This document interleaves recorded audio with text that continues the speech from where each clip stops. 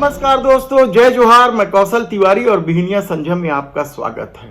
छत्तीसगढ़ में क्या भ्रष्टाचार अब चरम पर पहुंचने लगा है। यह सवाल इसलिए उठाया जा रहा है क्योंकि शिक्षा विभाग का जो घोटाला सामने आया है वह हैरान कर देने वाला है। हालांकि बृजमोहन अग्रवाल यानी जो शिक्षा मंत्री हैं उनके बारे में कहा जाता है कि जिस डिपार्टमेंट में बृजमोहन अग्रवाल हो वहां गड़बड़ झाला ना हो, भ्रष्टाचार ना हो, ऐसा हो ही नहीं सकता। और शायद यही वजह है कि जब वे सिंचाई मंत्री थे तो महासमुंद में जल की कांड हुआ, यानी जल संसाधन विभाग की जमीन को रजिस्ट्री करा दी गई थी, जिसका मामला न्यायालय पहुंचा, जहां जमीन वापस करने का आदेश दे दिया गया है। बीच चुनाव में आए इस फैसले को लीपापोती हुई बृजमोहन अग्रवाल की अपनी ठसक और धमक होने की वजह से यह मामला तूल नहीं पकड़ा। हालांकि कुछ स्थानों पर प्रदर्शन जरूर हुए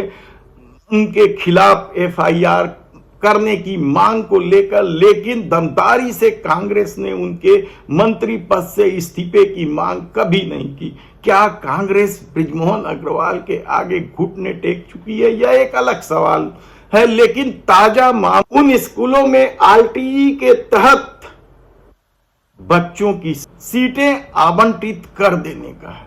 जिन स्कूलों को सीबीएसई ने मान्यता ही समाप्त कर दी, यानी जिन स्कूलों की मान्यता समाप्त सीबीएसई ने कर दी, वहां पढ़ने के अधिकार कानून के तहत, आरटीई के तहत सूची भी सीटें तक आवंटित कर दी गई।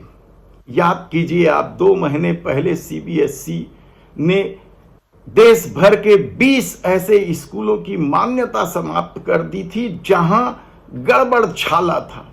यानी पढ़ाई के नाम पर बच्चों का एडमिशन तो कर दिया जाता था, लेकिन वे बच्चे स्कूल जाने की बजाय प्राइवेट कोचिंग संस्थानों में जाते थे। और उसे लेकर सीबीएसई ने कड़ा रुख अख्तियार करते हुए देश भर के 20 ऐसे स्कूलों की मान्यता रद्द कर दी थी। कहा जाता है कि जांच के दौरान सीबीएसई के दल को बेवकूफ बनाने की भी कोशिश हुई, उल्लू बनाया जा रहा था। बच्चे थे नहीं और कभी कह दिया जाता था कि एनुअल फंक्शन चल रहा है तो कभी कुछ। और ऐसी स्थिति में जब सीबीएसई ने इस घपलेबाजी को पकड़ लिया तो उसमें रायपुर के भी 2 स्कूल के नाम थे, एक द्रोणाचार्य पब्लिक स्कूल, दूसरा बाईकान स्कूल। इन दोनों स्कूलों की मान्यता रद्द कर दी गई। और अब आप हैरान हो जाएंगे कि जिन स्कूलों की मान्यता रद्द कर दी गई है उन स्कूलों को शिक्षा विभाग ने पढ़ाई के अधिकार कानून के तहत, यानी आरटीई के तहत सीट आवंटित कर दी गई, जहां गरीब घर के बच्चों को पढ़ाया जाता है। आप सोचिए कि वे गरीब घर के बच्चे उन स्कूलों में कैसे पढ़ेंगे जिनकी मान्यता ही नहीं है, और उनके भविष्य का क्या होगा। लेकिन कहा जा रहा है कि ऊपर स्तर पर जबरदस्त लेन देन हुआ। 2 दिन पहले हुई लॉटरी में द्रोणाचार्य पब्लिक स्कूल को 6 सीटें अलॉट की गई है। हैरानी की बात तो यह है कि इस पूरे मामले में इन दोनों स्कूलों को कैसे लॉटरी में शामिल किया गया। कहा जाता है कि उच्च स्तर पर निर्देश थे, आदेश थे या दबाव था। कहा जाता है कि ऊपर स्तर पर खूब लेन देन हुआ, सौदेबाजी हुई है। सौदेबाजी का पैसा किसे मिला है?